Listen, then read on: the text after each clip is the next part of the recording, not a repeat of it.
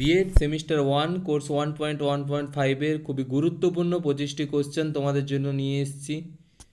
পরীক্ষা দিতে যাওয়ার আগে অবশ্যই একবার সম্পূর্ণ ভিডিওটা দেখে যাও। এখান থেকে কিন্তু তোমরা শতকরা 70 থেকে 80% কোশ্চেন কমন পাবে, সেভাবে ভিডিওটা বানানো হয়েছে। তো আর কথা না বাড়িয়ে চলো শুরু করা যাক।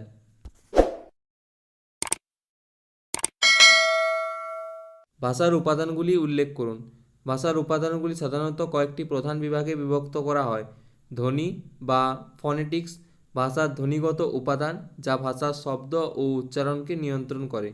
রূপ বা মরফোলজি শব্দের গঠন ও তার অংশগুলির সংমিশ্রণ। বাক্য বা সিনট্যাক্স শব্দগুলির ক্রম ও বাক্য গঠন। অর্থ বা সেমেটিক্স শব্দ, বাক্য ও বাক্যের অর্থ বোঝায়। প্রয়োগ বা প্র্যাগমেটিক্স ভাষার ব্যবহার ও প্রাসঙ্গিকতা বোঝায়। এই উপাদানগুলির সংমিশ্রণে একটি সম্পূর্ণ ভাষা সৃষ্টি হয়। ভাষা বিকাশের পর্যায়গুলি বা ধাপগুলি লিখুন। ভাষা বিকাশের ধাপগুলি হল: প্রাকভাষিক ধাপ, জন্ম থেকে প্রায় 12 মাস, যেখানে শিশু উচ্চারণ ও স্বরের মাধ্যমে যোগাযোগ শুরু করে। প্রাথমিক ভাষিক ধাপ 12 থেকে 24 মাস, এখানে কী হয়, শিশু প্রথম শব্দ ও ছোট বাক্য গঠন করে। বিস্তৃত ভাষিক ধাপ 2 থেকে 3 বছর, এখানে শিশু কী করে, বাক্য গঠন ও শব্দভাণ্ডার বৃদ্ধি করে। পরিশীলিত ভাষিক ধাপ 3 বছরের বড়, যারা জটিল বাক্য ও ভাষা নিয়ম বোঝে। বিষয়গুচ্ছের দুটি বৈশিষ্ট্য উল্লেখ করুন। বিষয়গুচ্ছের দুটি বৈশিষ্ট্য হল: প্রত্যেক বিষয়গুচ্ছের নিজস্ব ভাষা ও শব্দভাণ্ডার আছে, কাজেই বিষয়গুচ্ছ চর্চার প্রাথমিক শর্ত হল ওই বিষয়গুচ্ছের নির্দিষ্ট ভাষা আয়ত্ত করা। বিষয়গুচ্ছের অন্তর্গত জ্ঞানের সংগঠন তার অন্তর্নিহিত সংগতি বজায় রাখে। আদিম যুগে যে কোনো দুটি গুরুত্বপূর্ণ বৈজ্ঞানিক আবিষ্কার উল্লেখ করুন। আদিম যুগের দুটি গুরুত্বপূর্ণ বৈজ্ঞানিক আবিষ্কার হল আগুনের ব্যবহার। আগুনের আবিষ্কারের প্রাকৃতিক উপাদানগুলির প্রক্রিয়াকরণ, রান্না ও সুরক্ষা নিশ্চিত করতে সাহায্য করেছে এবং মানব সভ্যতার বিকাশে গুরুত্বপূর্ণ ভূমিকা রেখেছে। হস্তশিল্পের সরঞ্জাম। প্রাথমিক প্রস্তর যুগের সরঞ্জাম যেমন পাথরের চাকা, ছুরি ও কুড়োলের ব্যবহার প্রাথমিক কৃষি ও শিকার কাজকে সহজতর করেছে। সমাজবিজ্ঞানের শিক্ষাদানের দুটি উদ্দেশ্য লিখুন। সমাজবিজ্ঞান শিক্ষাদানের দুটি উদ্দেশ্য হল: সামাজিক সচেতনতা বৃদ্ধি, শিক্ষার্থীদের সমাজ ও সংস্কৃতির বিভিন্ন দিক সম্পর্কে সচেতন করা এবং সামাজিক সমস্যা, বৈচিত্র্য ও মূল্যবোধ সম্পর্কে তাদের জ্ঞান প্রদান করা। নাগরিক দায়িত্ব ও অংশগ্রহণ, শিক্ষার্থীরা নাগরিক দায়িত্ব, সামাজিক অংশগ্রহণ এবং গণতান্ত্রিক প্রক্রিয়ার সাথে পরিচিত করা, যাতে তারা সচেতন ও সক্রিয় নাগরিক হয়ে ওঠেন। সমাজবিজ্ঞানের যে কোনো দুটি বৈশিষ্ট্য উল্লেখ করুন। সমাজবিজ্ঞানের দুটি বৈশিষ্ট্য হল: বৈচিত্র্যময় বিষয়বস্তু। সমাজবিজ্ঞান মানুষের সামাজিক সম্পর্ক, সংস্কৃতি, অর্থনীতি, রাজনীতি এবং সমাজের অন্যান্য বিভিন্ন দিক অধ্যয়ন করে, যা এর বৈচিত্র্যময় বিষয়বস্তুগুলি নির্দেশ করে। গবেষণার বৈজ্ঞানিক পদ্ধতি। সমাজবিজ্ঞান গবেষণার বৈজ্ঞানিক পদ্ধতি যেমন পরিসংখ্যান, সাক্ষাৎকার এবং পর্যবেক্ষণ ব্যবহার করে সমাজের বিভিন্ন প্রকার সম্পর্ক ও আচরণ বিশ্লেষণ করে। বিদ্যালয়ের পাঠ্যক্রমে সমাজবিজ্ঞানের দুটি গুরুত্ব উল্লেখ করুন। বিদ্যালয়ের পাঠ্যক্রমে সমাজবিজ্ঞানের দুটি গুরুত্ব হল সামাজিক সচেতনতা ও মূল্যবোধ। সমাজবিজ্ঞানের পাঠ্যক্রমে শিক্ষার্থীদের সমাজ, সংস্কৃতি ও মানবিক মূল্যবোধ সম্পর্কে গভীর জ্ঞান প্রদান করে, যা তাদের সচেতন নাগরিক হিসেবে গড়ে তোলে। সমস্যা সমাধানের দক্ষতা উন্নয়ন। সমাজবিজ্ঞানের মাধ্যমে শিক্ষার্থীরা সামাজিক সমস্যার কারণ, ফলাফল এবং সমাধানের পথ বিশ্লেষণ করতে শিখে, যা তাদের সমস্যা সমাধানের দক্ষতা বৃদ্ধি করে। দর্শন কিভাবে শিক্ষাবিজ্ঞানের সঙ্গে সম্পর্কিত? দর্শন এবং শিক্ষাবিজ্ঞানের সম্পর্ক নিচে উল্লিখিতভাবে বোঝা যায়। মৌলিক ধারণা ও মূলনীতি। দর্শন শিক্ষা বিজ্ঞানের মৌলিক ধারণা এবং মূলনীতিগুলিকে বিশ্লেষণ করে, যেমন শিক্ষার উদ্দেশ্য, পাঠ্যক্রমের মূলনীতি ও শেখানোর প্রক্রিয়া। সমালোচনামূলক চিন্তাভাবনা। দর্শন শিক্ষাবিজ্ঞানের বিভিন্ন সমস্যা সমাধান করতে সমালোচনামূলক চিন্তাভাবনা এবং বিশ্লেষণ দক্ষতা প্রদান করে, যা শিক্ষা পদ্ধতি ও নীতি উন্নয়নে সহায়ক। ভাষা অর্জনের কৌশল কী? এই ধারণাটির প্রবর্তন করেন নোয়াম চমস্কি।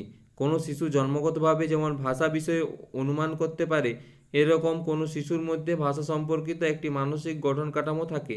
এই গঠন কাঠামোকে ভাষা অর্জনের কৌশল বলা হয়। ভাষা অর্জনের কৌশলগুলির মধ্যে রয়েছে মৌখিক অনুকরণ। শিশুদের ভাষার ধ্বনি ও শব্দগুলির পুনরাবৃত্তি। বাক্য গঠন, সংলাপ ও বাক্যগুলির মধ্যে ভাষার গঠন শেখানো। সামাজিক ইন্টারেকশন, বাস্তব জীবনে পরিস্থিতিতে ভাষার ব্যবহার এবং অনুশীলন। গল্প ও বই পড়া, ভাষার সমৃদ্ধি ও নতুন শব্দ শেখানো। সমাজবিজ্ঞানের সাথে গণিতের সম্পর্ক লিখুন অথবা গণিতের সাথে সমাজবিদ্যার সম্পর্ক লিখুন। সমাজবিজ্ঞানের সঙ্গে গণিতের সম্পর্ক হলো তথ্য বিশ্লেষণ ও সিদ্ধান্ত গ্রহণের ক্ষেত্রে গণিত গুরুত্বপূর্ণ। গণিত সমাজবিজ্ঞানে পরিসংখ্যান, ডেটা বিশ্লেষণ ও সমীক্ষার জন্য অপরিহার্য। উদাহরণস্বরূপ, জনসংখ্যা বৃদ্ধি, অর্থনৈতিক প্রবণতা ও সামাজিক পরিবর্তন বিশ্লেষণে গণিতের ব্যবহার গুরুত্বপূর্ণ। গণিত সমাজবিজ্ঞানের তথ্য ও পদ্ধতির সঠিক বিশ্লেষণ করতে সহায়ক, যা সামাজিক সমস্যা ও প্রবণতা সঠিক বোঝাপড়া ও সমাধানে সাহায্য করে। বিদ্যালয় শিক্ষায় গণিত শিক্ষণের দুটি উদ্দেশ্য হল বিশ্লেষণাত্মক দক্ষতা উন্নয়ন। গণিত শিক্ষায় শিক্ষার্থীরা যুক্তি, বিশ্লেষণ ও সমস্যা সমাধানের দক্ষতা অর্জন করে, যা তাদের চিন্তাভাবনা ও সিদ্ধান্ত গ্রহণে সহায়ক।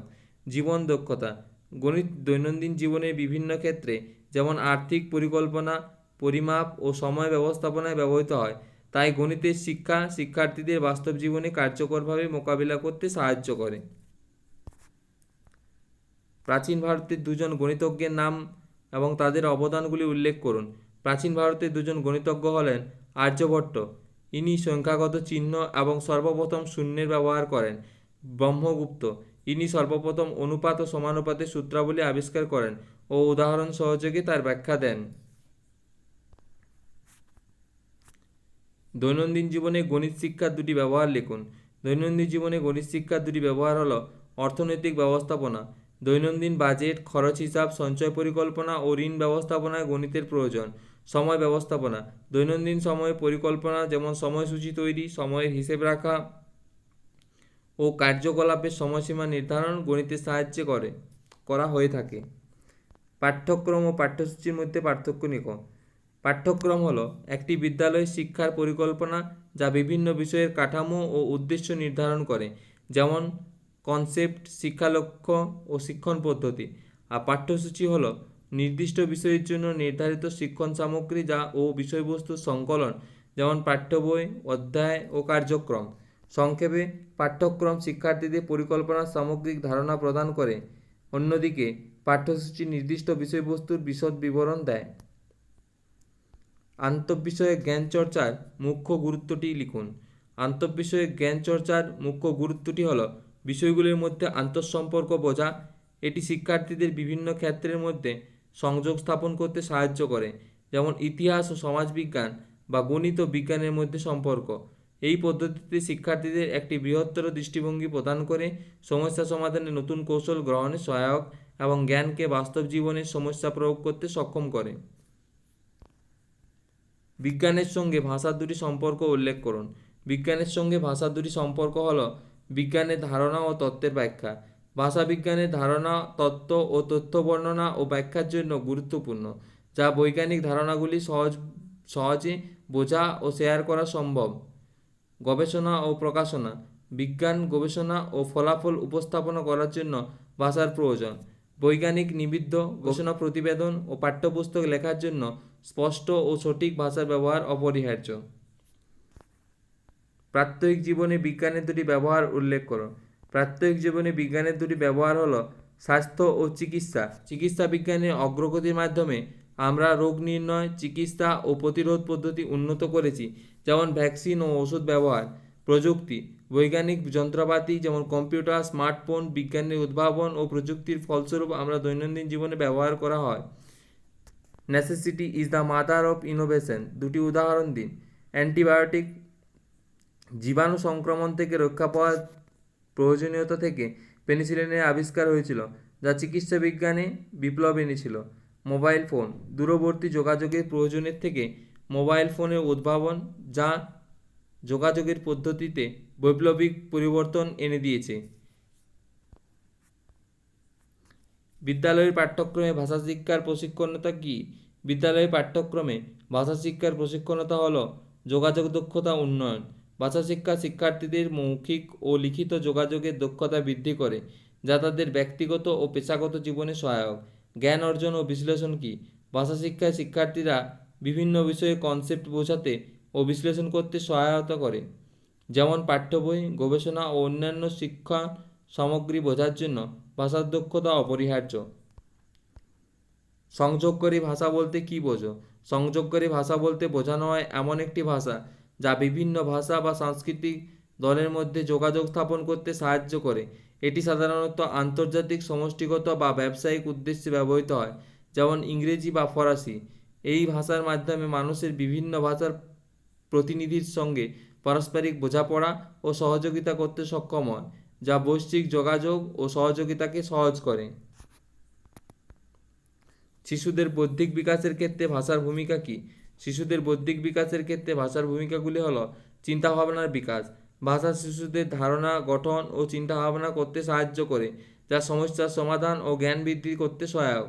জ্ঞান অর্জন, ভাষার মাধ্যমে শিশু তথ্য সংগ্রহ করে, শিক্ষণ সামগ্রী বুঝতে পারে ও নতুন জ্ঞান অর্জন করে, যা তাদের বৌদ্ধিক দক্ষতা উন্নয়ন করে।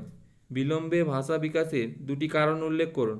বিলম্বে ভাষা বিকাশের দুটি কারণ হল জন্মগত বা শারীরিক সমস্যা, শ্রবণ সমস্যা সহ অন্যান্য শারীরিক প্রবন্ধকতা যা ভাষার বিকাশে বিলম্ব ঘটাতে পারে।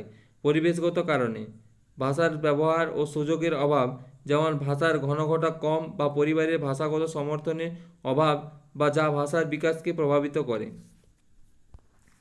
বৈজ্ঞানিক উত্তরাধিকার কী? বৈজ্ঞানিক উত্তরাধিকার বলতে কোনো একটি দেশ বা অঞ্চলে বংশ পরম্পরায় যা উত্তরাধিকার সূত্রে প্রাপ্ত বিজ্ঞান সমন্বীয় পুরনো এবং প্রচলিত জ্ঞান, পদ্ধতি, তথ্য, তত্ত্ব, প্রক্রিয়া ইত্যাদি সকল কিছুকেই বোঝায়। এই বৈজ্ঞানিক উত্তরাধিকার অবশ্যই কোনো একটি অঞ্চল বা গোষ্ঠীর মানুষের সাংস্কৃতিক উত্তরাধিকারের সঙ্গে সম্পর্কিত। এটি বৈজ্ঞানিক জ্ঞানের সঞ্চার, উন্নয়ন ও সম্প্রসারণে সহায়ক এবং নতুন উদ্ভাবন ও উন্নতির জন্য মৌলিক ভিত্তি প্রদান করে। মাধ্যমিক বিদ্যালয়ে কোন ভাষানীতিটি অনুসৃত হয়েছে? মাধ্যমিক বিদ্যালয়ে মুদালিয়ার কমিশন এবং কোঠারি কমিশনের ত্রিভাষার নীতিটি অনুসৃত হয়েছে। যোগাযোগের মাধ্যম হিসেবে ভাষা ব্যবহারের দুটো উপায় উল্লেখ করুন। যোগাযোগের মাধ্যম হিসেবে ভাষা ব্যবহারের দুটি উপায় হল সাংকেতিক চিহ্ন ব্যবহারের মাধ্যমে যোগাযোগ করা যেতে পারে, কথোপকথন বা শব্দের ব্যবহার হলো অপর উপায়। এই ছিল তোমাদের খুবই গুরুত্বপূর্ণ 25টি শর্ট কোশ্চেন। আশা করি এগুলি তোমরা বুঝতে পেরেছ এবং তোমাদের পরীক্ষায় অনেকটাই কাজে লাগবে।